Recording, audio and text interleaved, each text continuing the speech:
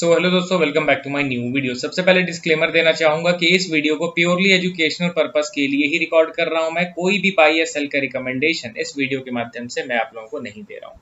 देखिए दोस्तों, total 3 stocks को मैंने शॉर्टलिस्ट किया है कमेंट सेक्शन से, एंड ये तीनों स्टॉक्स एक समय पे काफी ज्यादा ट्रेंड में थे।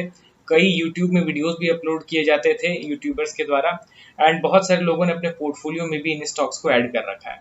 अभी क्या है कि ये सारे स्टॉक्स लंबे समय से अंडर परफॉर्म कर रहे हैं, तो अब कब दोबारा से परफॉर्मेंस स्टार्ट होगा एंड मेजर ओवरव्यू, ये सारी चीजें मैं शेयर करूंगा इस वीडियो में इन स्टॉक्स के रिगार्डिंग। तो चलिए फिर डायरेक्टली हम लोग स्टॉक को कवर करते हैं। पहला स्टॉक हमारे लिस्ट में जेन टेक्नोलॉजीज लिमिटेड, करेंटली 1356 के लेवल पे ट्रेड कर रहा है। लास्ट ट्रेडिंग सेशन में 2.7% का करेक्शन हुआ। अब आप इसके चार्ट के मूवमेंट को एक बार देखो, आपको पता चलेगा कि जबरदस्त तेजी स्टॉक में देखने को मिली थी आफ्टर कोविड बुल रन। यहाँ पे आप देखोगे तेज रफ्तार में ये जबरदस्त तरीके से ऊपर गया एंड ऑलमोस्ट 2500 के लेवल को ये टच करता है, एंड अभी 2500 के लेवल से गिरता हुआ ये 1356 के लेवल पे आ गया। अब देखिए दोस्तों, कोई कंपनी के अर्निंग्स कितने ही ज्यादा क्यों ना बढ़ रहे हो, बट स्टॉक अगर ओवर स्ट्रेच होगा तो ऑब्वियसली एक ना एक समय तो मैसिव प्रॉफिट बुकिंग आना ही आना है।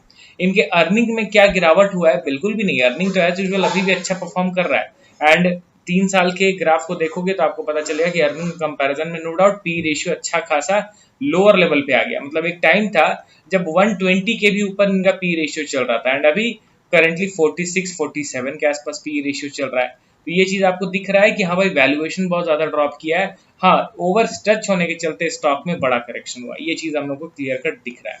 इनके इन्वेस्टर के सेक्शन पे आप नजर डालोगे तो एज सच कोई मेजर चेंज इनके शेयर होल्डिंग पैटर्न पे नहीं दिख रहा है। हाँ, पहले एफआई एंड डीआई के पास नेग्लिजिबल स्टेक था, मगर क्योंकि प्रोमोटर ने अपने स्टेक को डाइल्यूट किया, 60% से गिरा के इन्होंने 48% कर लिया, तो सारा स्टेक खरीदा गया है एफआई एंड डीआई के द्वारा।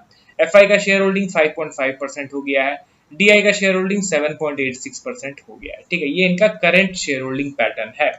तो कंपनी में एज सच कोई बड़ा मेजर रेड फ्लैग आपको नहीं मिलेगा देखने को, ठीक है। बट हाँ, ओवर स्ट्रेच होने के चलते स्टॉक में तो करेक्शन हुआ है, ये चीज हम लोग को एडमिट करना होगा। अब टेक्निकली अगर इसके चार्ट को आप देखोगे, आपको पता चलेगा कि ऑल टाइम हाई से फर्स्ट टाइम कितना करेक्शन हुआ था।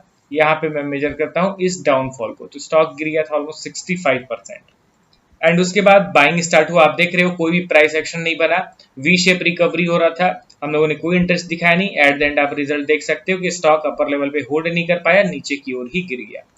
अब यहाँ पे आपको ध्यान देना है कि कितने साल से यहाँ पे ये अंडर परफॉर्मेंस हो रहा है। तो ज्यादा समय नहीं हुआ है दोस्तों, सिर्फ 1 साल ही हुआ है।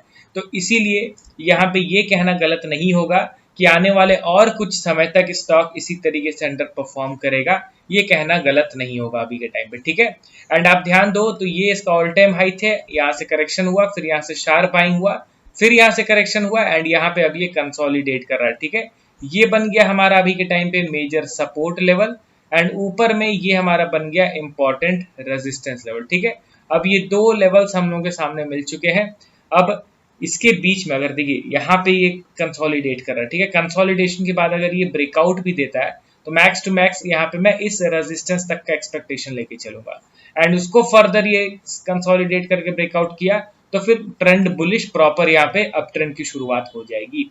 मगर यहाँ पे थोड़ा अलर्ट रहना, मार्केट का सिचुएशन आप देख सकते हो, ओवरऑल ग्लोबल मार्केट में भी पैनिक सेल ऑफ हो रहा है। तो उस कंडीशन में मैं एक्सट्रीम बुलिश कंडीशन सोच के नहीं चल सकता हूँ। ओवरऑल देखा जाए तो मार्केट के ट्रेंड के accordingly he most of the stocks move करते हैं।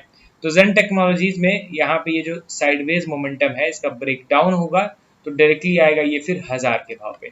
अल्टीमेटली मेरा ये कहने का मकसद है कि स्टॉक ऑलरेडी बहुत ज्यादा मूव कर चुका है, एंड जितना मूव किया है उस हिसाब से करेक्शन ये ना के बराबर है। एंड ध्यान रखिए कि करेक्शन बड़ा होना जरूरी नहीं है, करेक्शन के बाद ये लंबा कंसोलिडेट भी करेगा। इसी तरीके से हर एक स्टॉक का साइकिल चलता है। ऐसा नहीं करेक्शन हो गया दैट्स इनफ, अब वहां से वो ऊपर की ओर मूव करेगा, नहीं। करेक्शन के बाद लंबा कंसोलिडेशन भी होगा। तो कंसोलिडेशन अभी तो हम लोगों ने देखा नहीं है, समझ रहे हो ना।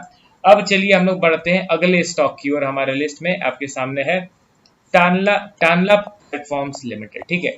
ये भी स्टॉक जबरदस्त मोमेंटम में था, कई लोगों ने इसको भी अपने पोर्टफोलियो में ऐड कर रखा है। करेंटली 398 के लेवल पे ट्रेड कर रहा है। लास्ट ट्रेडिंग सेशन में 3% का करेक्शन हुआ है।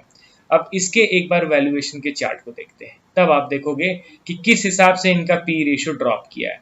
70 से गिरता हुआ पी रेशियो अभी 10 के आसपास आ गया है, ठीक है। एंड अगर आप इनके शेयर होल्डिंग पैटर्न को देखोगे तो एज सच कोई मेजर चेंज तो दिख नहीं रहा है इनके शेयर होल्डिंग पैटर्न में। एंड कंपनी छोटी है, ऑब्वियसली हाई बीटा स्टॉक है, बहुत बड़े बड़े अप्स एंड डाउन्स देखने को मिलेंगे, तो रिस्की है ultimately. High risky high rewarding category में इस स्टॉक को मैं इंक्लूड करता हूं। एंड टेक्निकली अगर आप इसके चार्ट को देखोगे तो आपको पता चलेगा कि सबसे पहला चीज ऑल टाइम हाई से ये स्टॉक अच्छा खासा नीचे गिर तो गया, एंड यहाँ पे कंप्लीटली नेगेटिव प्राइस एक्शन बना हुआ है। कुछ भी वैसा रिवर्सल काइंड ऑफ सिचुएशन है ही नहीं कि इसको मैं फर्दर एनालिसिस कर सकूं, ठीक है। एंड यहाँ पे कुछ भी बेस का क्रिएशन अभी तक नहीं हुआ है, तो यहाँ पे ज्यादा सोचने की जरूरत नहीं है हम लोगों को। अगर कुछ वैसा बेस क्रिएट होता भी है तो अच्छा खासा समय लगेगा, हालांकि अभी के लिए तो ये सारे सपोर्ट्स को ब्रेक करके न्यू लो का ही क्रिएशन कर रहा है, ये चीज दिख रहा है, ठीक है। अब बढ़ते हैं अगले और लास्ट स्टॉक की ओर। हमारे लिस्ट में आपके सामने है NDR auto components limited. Currently 653 के लेवल पे ट्रेड कर रहा है। एंड कंपनी क्या करती है तो यहाँ पे आप पढ़िए दोस्तों, NDR auto components manufacturing seat frames and seat TRIMS for passenger cars and utility vehicles, ठीक है। इसका फर्दर फंडामेंटल एनालिसिस आप लोग कीजिएगा, कमेंट सेक्शन में मैंने इसको शॉर्टलिस्ट करा है। अगर आपको डिटेल वीडियो चाहिए फंडामेंटल पे भी तो कमेंट कीजिए, मैं एक वीडियो इस पे फंडामेंटल पे भी ला दूंगा। मार्केट कैप 1500 करोड़ रुपीस का है, ठीक है। एंड इनके अर्निंग पे अगर आप नजर डालोगे तो आपको क्लियर कट दिख रहा है किस हिसाब से कंसिस्टेंसी बरकरार है इनके अर्निंग में, देख रहे हो ना, लगातार धीरे धीरे ही करके बट इनका अर्निंग अच्छी तरीके से बढ़ रहा है। एंड अभी जो करेक्शन हुआ है उसके चलते इनका जो पी रेशियो है वो 50 से गिर के 25 के आसपास आ गया है। इन्वेस्टर के सेक्शन पे आप नजर डालोगे तो ठीक है, बहुत छोटी कंपनी है, 1500 करोड़ का है, तो उसमें मैं ज्यादा FIDI का पार्टिसिपेशन तो एक्सपेक्ट नहीं कर सकता हूँ। मेजॉरिटी स्टेक प्रोमोटर होल्ड करके चल रही है 73% का, बाकी के सारे स्टेक्स पब्लिक के पास है। एंड चलिए अब इसका मैं टेक्निकल ओवरव्यू आप लोगों के साथ शेयर करता हूँ। NDR ऑटो, यहाँ पे मैं इसका नाम लिखता हूँ।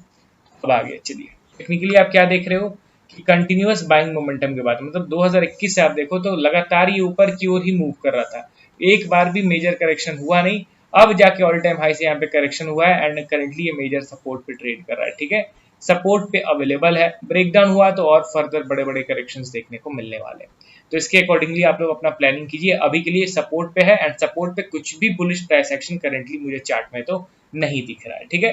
तो चलिए टोटल 3 स्टॉक्स के रिगार्डिंग हम लोगों ने मेजर ओवरव्यू शेयर किया। अब आप कमेंट करके बताइए कि तीनों में आपको कौन सा स्टॉक ज्यादा प्रॉमिसिंग लग रहा है फॉर द लॉन्ग रन, ठीक है। कमेंट करके अपना पॉइंट ऑफ व्यू बताइए। अब चलिए मिलता हूं नेक्स्ट वीडियो में अगेन कुछ अन्य स्टॉक्स को ऐड करके एंड उनके टेक्निकल मेजर ओवरव्यू को भी मैं कवर करूंगा। बाय बाय, मिलता हूं नेक्स्ट वीडियो में।